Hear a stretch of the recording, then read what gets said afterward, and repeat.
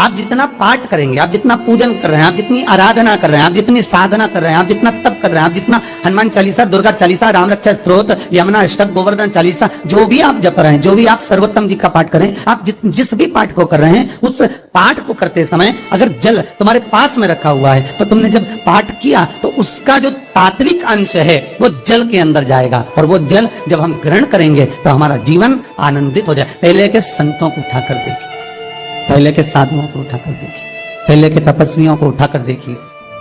साधु सन्यासी तपस्वी जहां पर तप करते थे उनके पास में कमंडल में जल रखा रहता था, उनके कमंडल में जल होता था। उन्होंने कमंडल में से जल लिया, श्राप दे दिया, उन्होंने कमंडल में से जल लिया, आशीर्वाद दे दिया। तो कई शास्त्र, कई विद्वान कहते हैं कि उस सन्यासी का तप बल इतना प्रबल था कि उसके मुख से जो निकलता था वो हो जाता था। ध्यान देना, सन्यासी के तप बल से भी प्रबल था उसके कमंडल का जल, जिसको वो पठन करता था, तप करता था, साधना करता था, भजन करता था, कीर्तन करता था, तो जो जल उसके पास में रखा रहता था उसमें इतना पावर आ जाता था कि बस उसको छोड़ते ही वो श्राप लग जाता था।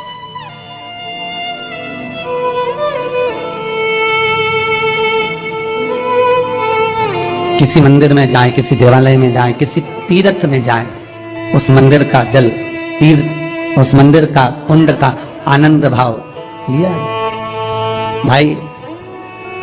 भारत की भूमि पर जितने मंदिर हैं, भारत की भूमि पर जितने तीर्थ हैं, सारी नदियां, कुंड, तालाब, छोटे छोटे सरोवर, बावड़ियां, ये सब मंदिर के पास में ही क्यों बनवाए गए?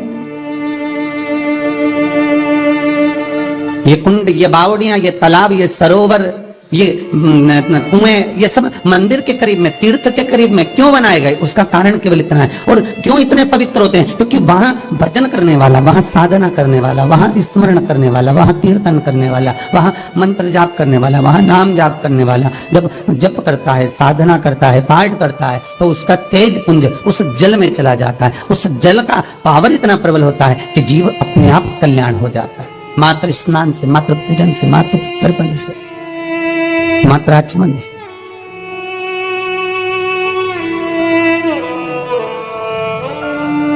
शिव महापुराण तो यहां तक कहती है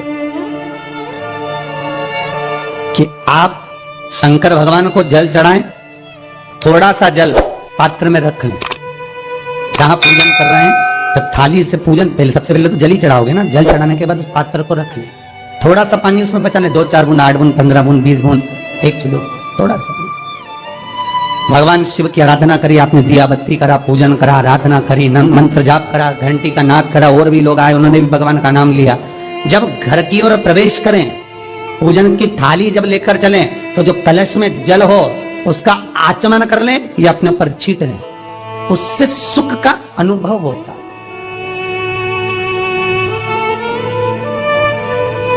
स्कंद पुराण कहती है मनुष्य के जीवन के दुख को समाप्त करने में जल की परिभाषा प्रबल है।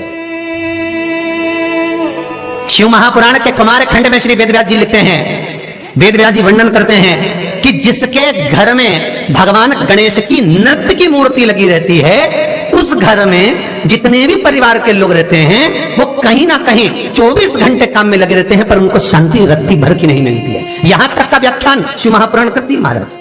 लोगों को शौक चला, गणेश जी ढोल बजा रहे हैं, वो मूर्ति का फोटो घर में लगा दिया, घर में मूर्ति का फोटो लगा दिया कि गणेश जी ढोल बजा रहे हैं, गणेश जी नाच रहे हैं, वो मूर्ति का फोटो तुरंत घर में लगा दिया।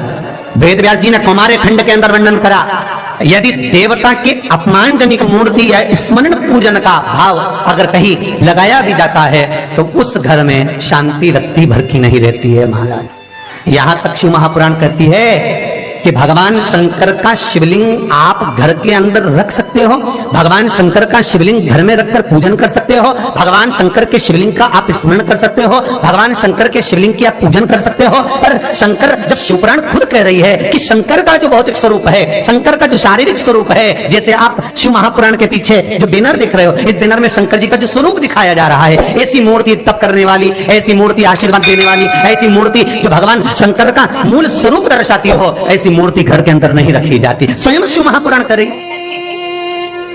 फिर वो मूर्ति छोटी हो चाहे बड़ी हो, फिर वो मूर्ति कितनी भी बड़ी आकृति की हो। शिव महापुराण की कथा कहती है, हाँ, शिवलिंग जो भगवान शंकर का एक मूल बिंदु है, भगवान शंकर का एक मूल बिंदु विराजमान है, भगवान शंकर का एक मूल बिंदु का निर्माणित है वो शिवलिंग। आप छोटे से छोटा, बड़े से बड़ा कैसा भी रख सकते हो। शंकर को एक बेलपत्र भी अगर हम समर्पित कर रहे हैं तो वो आखी हो। एक चावल का दाना भी हम शिव को दे रहे हैं तो वो आखा हो। एक पुष्प भी अगर हम भगवान शंकर को दे रहे हैं तो आखा होना चाहिए। श्रीफल भी दे रहे हैं तो आखा होना चाहिए। इसलिए शंकर जी के मंदिर में नारियल नहीं फूटता, आखा।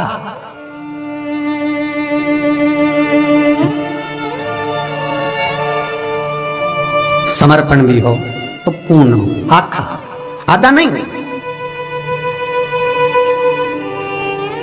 कुएं के पास की सफेद दुर्वा, कुएं के पास की सफेद दुर्वा, यदि 41 दुर्वा प्रत्येक बुधवार को गांठ लगाकर गणेश जी को समर्पित कर कर वापिस उठाकर उस दुर्वा को खाली पेट, आपके घर में भी गणेश जी होंगे, उनको समर्पित करो। खाली पेट इस दुर्वा को केवल चबा चबा कर खा लो और आधे घंटे बाद पानी को पी लो। बुधवार की बुधवार 5 बुधवार करना, गणेश जी को चढ़ाना, सफेद दुर्वा को गणेश जी को समर्पित कर कर चबा चबा कर खाना। उदर की प्रॉब्लम, जो भी मसा आदि की प्रॉब्लम होती है, उदर से जुड़ी हुई होती है, जिस चीज से जुड़ी होगी, पेट की जितनी प्रॉब्लम होगी, आपको जितनी भी प्रॉब्लम होगी, वो सारी 5 बुधवार करना। 6ठे बुधवार को जरूरत ही नहीं पड़ेगी। कितनी भी प्रॉब्लम हो पेट से, कितनी पेट से जुड़ी हुई प्रॉब्लम जितनी भी होगी, समाप्त। यही दुर्वा शिव महापुराण की कथा कहती है। यदि पंचमी तिथि के दिन, चतुर्थी के दिन 7 गांठ वाली दुर्वा 21 ले लो और चतुर्थी के दिन गणेश जी को समर्पित कर दो। पंचमी तिथि को उस दुर्वा को उठाकर दूध में डाल दो और उस दुर्वा को दूध में डालकर उस दूध में उस दुर्वा को मल लो और जिसके सफेद चमड़ी पड़ गई हो, चर्म रोग हो गया हो, उस दूध को उस दुर्वा के साथ, दूध नहीं भी हो तो पंचमी के दिन दुर्वा का लेपन शरीर पर कर लें। आधे घंटे तक करने पर पंचमी को प्रदोष काल में स्नान कर लें। महाराज, आपको चर्म रोग में आराम लग जाएगा, सफेद चमड़ी अपने असली रंग में आना प्रारंभ हो जाएगी। गणेश पुराण दुर्वा का मूल बता। महाराज 21 दुर्वा के 108 बंडल बना लो।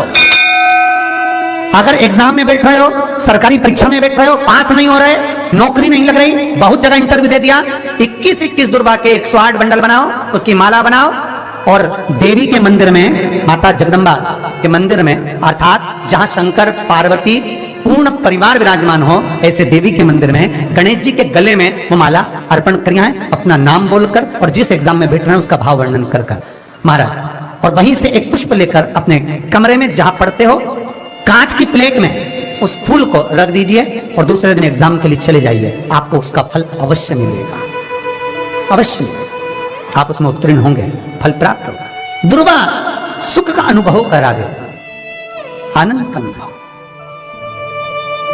महाराज, भगवान के मंदिर में पहुंचकर ये 5 दर्शन मनुष्य नित्य करता है।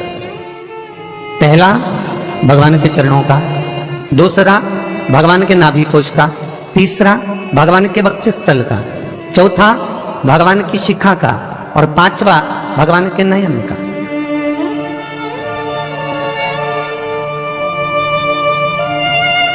सबसे पहला दर्शन जब हम भगवान के मंदिर में पहुंचकर जाकर करें तो वो भगवान के चरण होना चाहिए, परमात्मा के चरण।